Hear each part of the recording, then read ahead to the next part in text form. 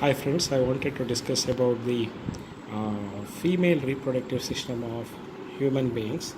The female reproductive system of human beings consists of a pair of ovaries along with accessory glands or ducts like oviduct, uterus, cervix, vagina, and the external genitalia, which are all located in the pelvic region. So these parts of the system, along with the mammary glands, are integrated structurally and functionally so that they facilitate the process of ovulation, fertilization, pregnancy, birth, and child cares. So the ovaries are the primary female sex organs. A pair of them are found that produce the female gamete ovum and several steroid hormones. The ovaries are located one on each side of the lower abdomen, and it is within the abdomen.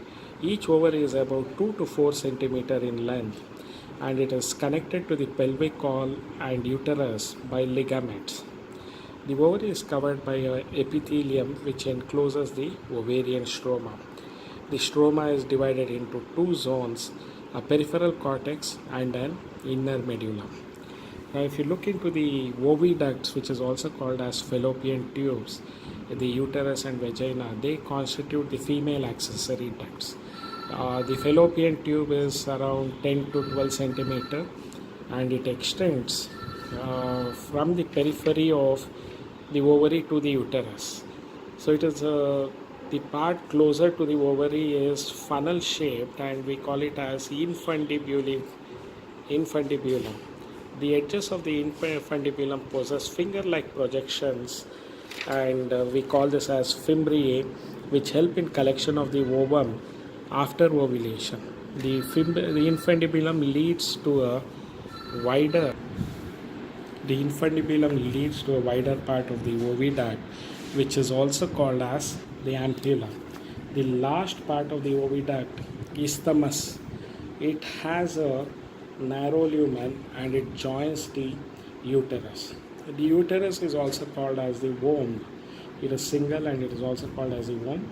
The shape of the uterus is like an inverted pear shaped, and it is supported by ligaments attached to the walls of the pelvic region. The uterus opens into vagina through a narrow opening called as cervix. The cavity of the cervix is called cervical canal, which along with the vagina forms the birth canal. So the cervix and the vagina together forms the birth canal. The wall of the uterus has 3 layers of tissue. The outermost external thin membranous perimetrium, the middle thick layer of smooth muscles called as myometrium, and the inner glandular layer called as endometrium that lines the uterine cavity. So the endometrium undergoes cyclical changes during the menstrual cycle, and thus the myometrium also expands contraction during the delivery of the baby. So the female genitalia, it includes the mons pubis,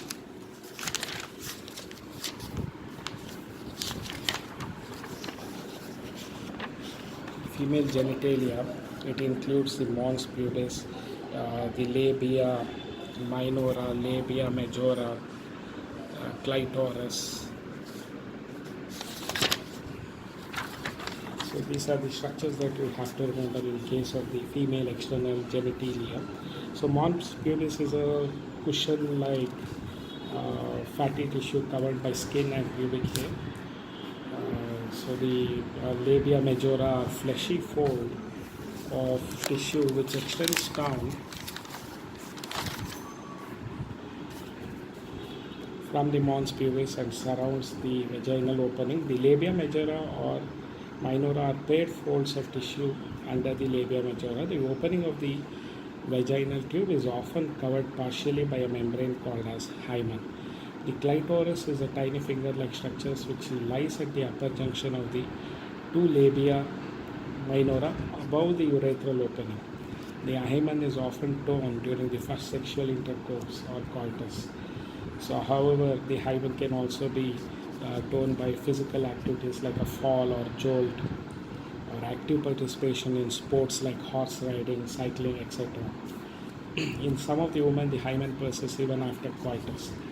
The presence or absence of hymen is not a reliable indicator of virginity or sexual experience, as is the myth concerned with. So, a functional mammary gland is characteristic of all female mammals. This also has been asked as a diagram once in one of the question papers.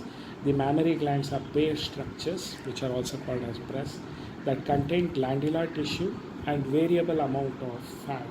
The glandular tissue of each breast is divided into 15 to 20 mammary lobes, and they contain cluster of cells called alveoli. The cells of alveoli secrete milk, which is stored in the cavities of alveoli. So the alveoli open into mammary tubules. The tubules of each lobe join to form a mammary duct. Several mammary ducts join to form a wider mammary ampulla, which is connected to lactiferous duct, through which the milk is sucked out by the infant. So this is what you have to remember about the female reproductive system. Now there are some homology between the different organs of male and female reproductive system. Some of them are the homology of male reproductive system is scrotum or scrotal sac, and in females it is the labia majora. Penis in case of male, the homology of this is clitoris in case of female. Glans penis is the homology of it in female is glans clitoris. The homology of prostate gland is paraurethral, and the homology of Cowper's gland is Bartholin's gland. So apart from this, some of the things that you have to recollect again is the female reproductive system. When you put it into a nutshell and study about it, they are made up of glands, ducts, and supporting structures. The glands they have a pair of ovaries, and they are primary sex organ, and they are found in the upper pelvic cavity on both the sides of uterus. So the function of the ovaries is production of ova and female sex hormones like estrogen and progesterone. The vestibular glands are paired. They are usually subcutaneous within the wall of the vaginal opening. The vestibular glands secrete lubricating fluid into the vestibule and vaginal opening during the sexual intercourse. Then the mammary glands are paired. They are composed of lobes within the breast. They produce and secrete milk for nourishment of an infant. The ducts that are found in the female reproductive system are the fallopian tube, uterus, and vagina. Fallopian tube is paired. They are open-ended tubes that extend from the ovaries to the uterus. The main function of fallopian tubes is to convey ova towards uterus. They are also the site of fertilization. They convey developing blastocyst to uterus. They also help in the movement of developing blastocyst to uterus. Uterus is unpaired. They are hollow and it looks like an inverted pear. They are maintained in a position within the pelvic cavity by muscles and ligaments. The main function of uterus is it is the site of implantation. It sustains life of embryo and fetus. Uterus also plays an important role during parturition or giving birth to a young one. So the vagina is unpaired, it is hollow, it is positioned between the urinary bladder and urethra anteriorly and the rectum posteriorly. The function of the vagina is it conveys uterine secretion to outside of body. It is going to receive erect penis and semen during the coitus or sexual intercourse, and it is also passage way for fetus during parturition. And the supporting structures which we are already discussing about is the labia majora, which is also unpaired.